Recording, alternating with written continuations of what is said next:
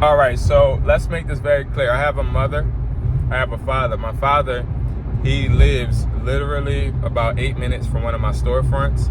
I, years ago, went to his house, knocked on his door, and tried to talk to him. I haven't really talked to him, or he hasn't been in my life ever since I was 4 years old. So I tried to talk to my dad. He didn't come to the door. My mom then gave me his number. And she was like, go ahead and call him. Try to call him and let him know who you are and all that. I did. I had a really good talk with him. I told him he had a grandkid, all that, right? So he told me, he works at night.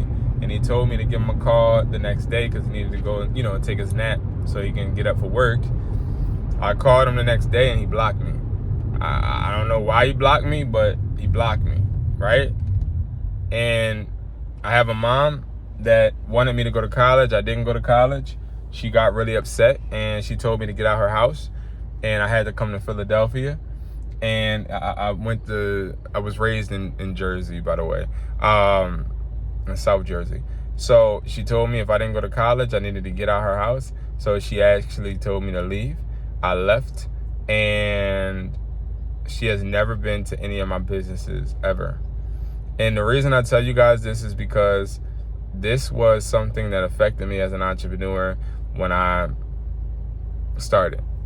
I wish I could tell you guys that I started my businesses because I wanted to be successful. I wish I could tell you guys I started my businesses because I wanted to make a lot of money. Now, all of those things is exactly why I started those are reasons. But the main reason I started my business was because I was a young kid without a dad that cared about him. And I was a young kid without a mom that believed in him. And I felt like these two things were problems that owning a business could fix. I felt like if I actually sat there and owned a successful business, my dad would love me. I felt like if I started a successful business, my mom would feel like she was wrong and I could prove her wrong and she could say sorry. I felt like that, right? I felt like if I do this, then I prove all of the people that I feel should be closest to me wrong. Like my dad would come back crawling, begging to be in my life, asking me for money. And my mom would come back and say, hey, I'm sorry, son. I was wrong. You built a successful business. You are a mogul. You're everything, right? So I started with those intentions and it made me an asshole. I was a horrible business person because I was so arrogant when I got money. I felt like I needed to shove it in everybody's face. I felt like nobody could tell me anything because I felt like everybody owed me something. I felt like I was on top of the mountain because I did any and everything for money. And I had to learn, right? I had to learn how hard it really was to be a hurt person trying to hurt people. And my method of hurting people was starting a business and shitting on them. And the reason I bring this up is because a lot of us, we want support with our businesses, but don't understand why. A lot of us want people to support us in our businesses and dictate our business's success based upon support because we don't feel comfortable, confident, and also secure within ourselves. I know for dang sure I don't fully feel secure with myself now, but I know back in the day, I didn't feel secure with myself at all, right? I felt like I had so much to prove, but in all reality, I didn't have anything to prove to anybody because nobody was laying down with me and had to look at me every day and stare in the mirror, right? I had to stare in the mirror with myself. I had to lay down with myself. When I die, I'm going to go and be buried by myself. So everybody that I'm trying to prove wrong does not matter. And that's why I felt like I needed people to support me, because I felt like if you support me, then everybody that didn't support me will see and get jealous. That's not the way to go. So what I ended up doing was actually judging my success on if people supported me. And when I didn't get that support, felt like I was a failure and got really depressed and upset. And one thing I would definitely tell you guys to prevent this is don't ever feel like you have to have support by others in order to be validated or successful.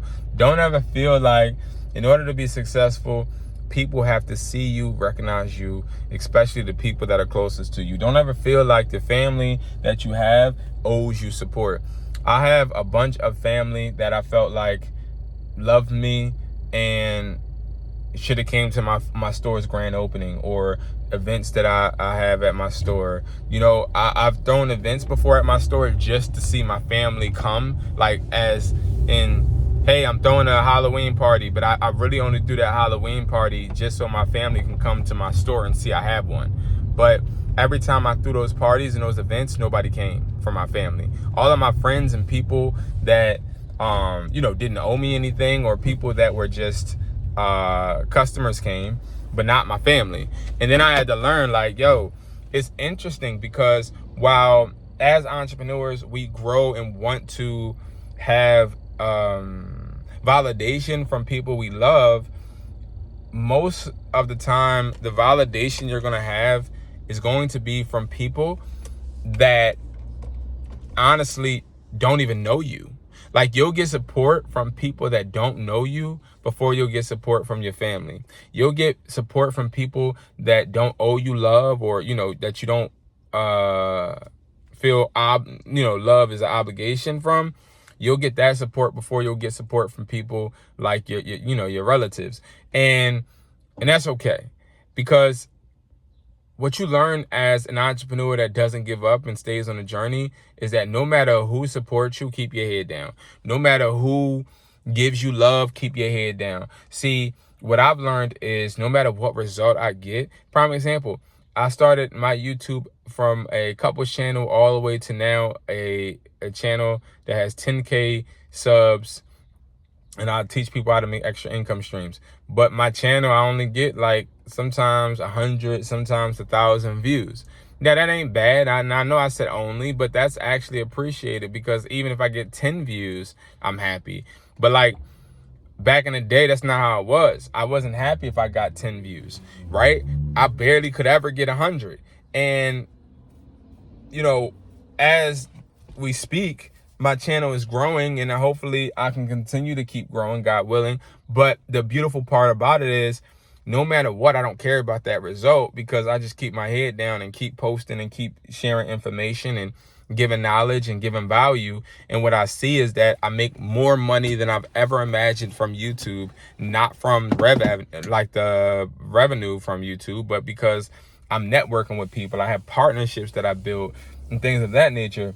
So it's like, understand that there's going to be times, moments, and situations where you're going to have to just work, and you're going to have to realize that nobody's going to see you when you're crying. It's been times I've been in my office crying my ass off and for no reason, not knowing why. It's been times when I woke up and I'm standing in front of my whiteboard and I don't know what to write. I don't have no ideas. I don't have anything. And I just gave everything of me to try and be successful and build content and map out videos, but I don't have no more. I'm so burnt out, and I'm just crying to myself, right?